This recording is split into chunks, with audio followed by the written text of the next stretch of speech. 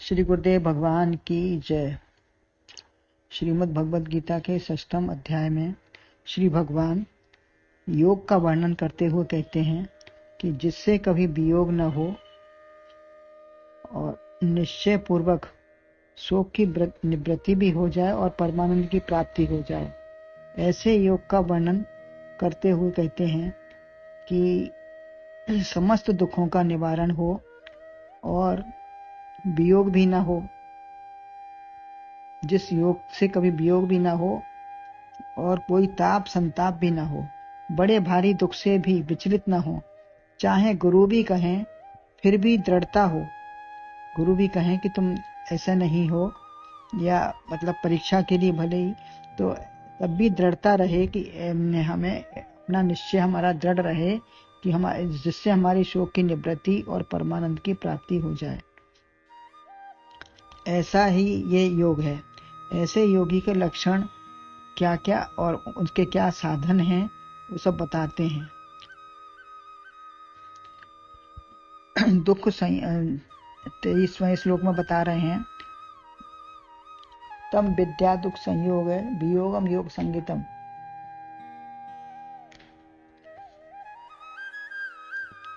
तम विद्या दुख संयोग वियोगम योग संगीतम स निश्चयेन योक्तव्यो योगो निर्विन्न चेतसा। अर्थात कहते उसे ही योग जिसमें सर्व दुख वियोग हो, दृढ़ चित्त होकर साधने के योग्य ही वह योग हो। इसका अन्वय है, दुख संयोग वियोगम योग संगीतम तम विद्यात् सह योगः अनिर्विन्न चेतसा निश्चयेन योक्तव्यः।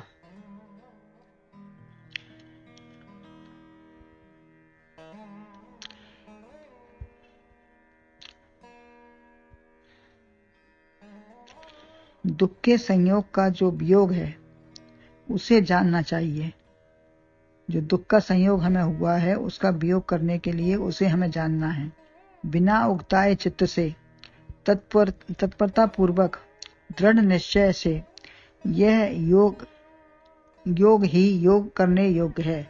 यह निश्चय हो जाए दृढ़ तत्परता से, निश्चय से हमारे यह योग ही हमको करने योग्य है। दुख का वियोग नहीं वरन उसके संयोग का वियोग करना है। दुख है तो है, मानने से ही है सब कुछ, तो उसके संयोग जो हमें संयोग उसका महसूस हो रहा है उसको हटाना है, उससे वियोग होना है। भगवान ने ऐसा नहीं कहा कि दुख चला जाता है, वरन सबको दुख का संयोग जो हुआ है वह चला जाता है। जो हमें दुख का संयोग हो गया है बस वही जाता है, वही जाना है। दुख से क्यों मिल गए? संयोग ही करना था तो अच्छी बात का करते। दुख सुख दोनों का ही संयोग था। वियोग है क्यों? वियोग क्यों है? कोई हर समय अभाव ही देखता है, वियोग भी देखता है या अभाव ही देखता है कि अब ये कमी है वो कमी है, और दुखी बना रहता है। कोई सुख में ही फूला रहता है। अतः इनका चित्त के साथ संयोग नहीं होना चाहिए, और जो नहीं होना चाहिए वही हो गया है। संसार दुख सुख में रचना है। उत्थान पतन, जीवन मरण, सुख दुख ये सब होगा। कोई मरेगा तभी पैदा होगा या पालन पोषण होगा, अन्यथा कैसे क्रम चलेगा? संसार का क्रम भी तो चलना है, तो वो कैसे चलेगा? संसार में सब कुछ होगा जिसे हम रोक नहीं सकते। सुख दुख अपनी ही अनुकूलता और प्रतिकूलता है। अनुकूल वेदनीयम सुखम और प्रतिकूल वेदनीयम दुखम। हमें शरीर को सुख मिला तो बार बार उसी की चाह हुई, दुख मिला तो चाहा कि कभी ना आए। ऐसा संयोग चित्त पर बैठाना ही गलत है। प्राप्ति से सुख और वियोग से दुख नहीं होना चाहिए। चित्त में जो आस्था बन गई है दुख सुख की, उसे समाप्त कर दो। जब तक संसार को महत्व देते हैं तभी तक यह महसूस होते हैं। जिस चीज से लाभ हानि नहीं मानते उसका दुख सुख भी नहीं होता। जब तक हम जिस चीज को महत्व देते हैं तभी हमको उससे दुख सुख है, अन्यथा छोड़ देने से हमें क्या मतलब उससे? वो अलग है, हम अलग है। उसका दुख सुख भी नहीं होता। संसार में तमाम मुर्दे शमशान घाट पर जाते हैं, परंतु दुख हमें अपने का ही होता है। क्या हमें सबके लिए बैठ के रोते हैं या सबको देखते हैं? दूसरा, समाचार पढ़ने पर पहले का कोई असर ही नहीं होता। किसी और का देखा पढ़ा तो हमें उसका कोई असर नहीं होता। ठीक है, हो गया। जन्म मृत्यु की रोज ही कितनी संख्या आने जाने वालों की रहती है, परंतु कोई बात नहीं, शरीर क्रिया करेगा। हर्ष या शोक संवेदना जैसे दूसरों के लिए प्रकट करने जाते हैं। हम दुखी होने आए हैं ऐसा नहीं कोई मानता। सुख दुख प्रकट करने जाते हैं, ठीक है, लेकिन उसे ये मानते नहीं कि हम बड़े दुखी हैं। ऐसे ही पार्टी में सम्मिलित होने गए, परंतु हमें न शोक है न हर्ष है। जिससे हमने संयोग कर लिया उसी का हमको दुख सुख है। सेवा सबकी करनी पड़ती है परिस्थिति अनुसार। शरीर से शरीर का व्यवहार कर दो, आत्मा में कोई प्रभाव न हो। निश्चय कर लो ये शरीर नहीं आत्मा हूं मैं, तब दुखी सुखी नहीं मानोगे। यही वियोग है संयोग का। जो संयोग हमने कर लिया है वो उसको ही वियोग करना है, बाकी हमें कुछ नहीं। अब अंतःकरण शुद्ध हो गया, यही योग है, योग संयतम। इसमें किसी से या भगवान से न मिलना है न छोड़ना है, वरन चित्त के दुख सुख को निकालना ही योग है। अपना जन्म मरण किसी को नहीं दिखता। दूसरों की बात को देखकर ही अपना निश्चय कर लिया कि मैं भी मरूंगा या जन्म लूंगा, लेकिन तुम न मरोगे न जन्म हुआ है न जानना ही नहीं चाहिए। ये जानना ही नहीं चाहिए। जो जाना है इसे छोड़ दो तो शुद्ध चेतन आत्मा हो और रहोगे।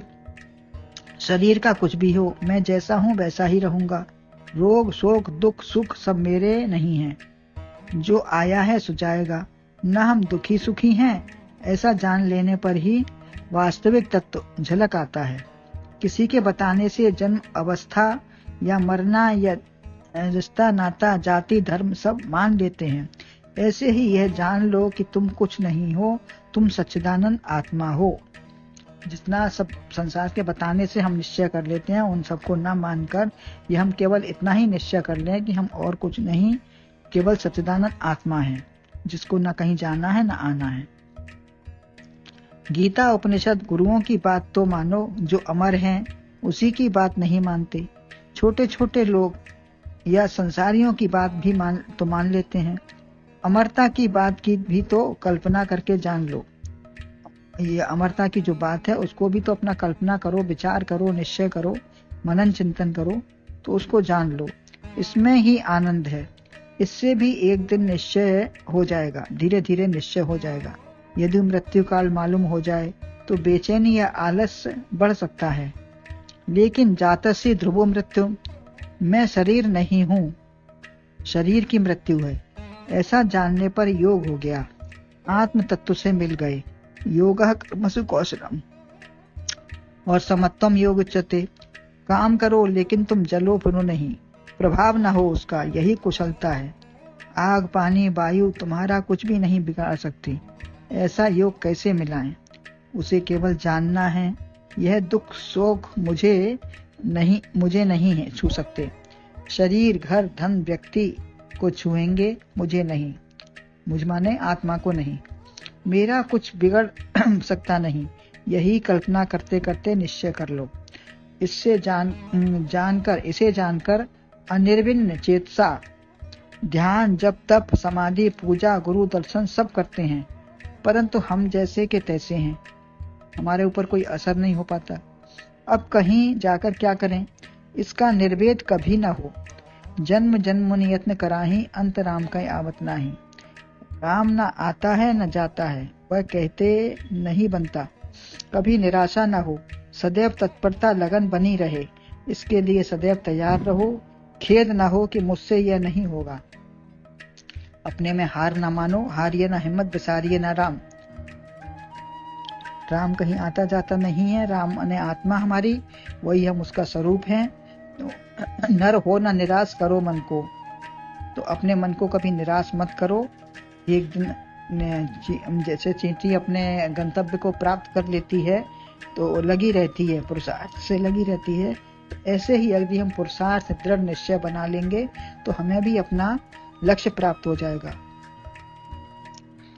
एक गुरु को शिष्य ने पत्र लिखा कि मुझसे यह नहीं होता, गुरु ने जो आदेश दिया वो नहीं होता। तो कहा तुम नहीं करोगे तो क्या भैंस करेगी? अतः तुम्ही को करना है और अभी करना है। हमको यही समय मिला है, आगे पता नहीं कब हमें कितना समय क्या रहेगा, तो इसलिए अभी करना है और हमें ही करना है, कोई दूसरा नहीं करेगा हमारी जगह। तो अपना दृढ़ निश्चय बना लो, तो हम योगी हैं और योग हमको प्राप्त है और प्राप्त हो जाएगा। बस केवल दुख का जो संयोग हुआ है उसे हटाना है और परमात्मा की प्राप्ति हमको है और हो जाएगी अपने स्वरूप को जानने से। बोलो गुरुदेव भगवान की जय।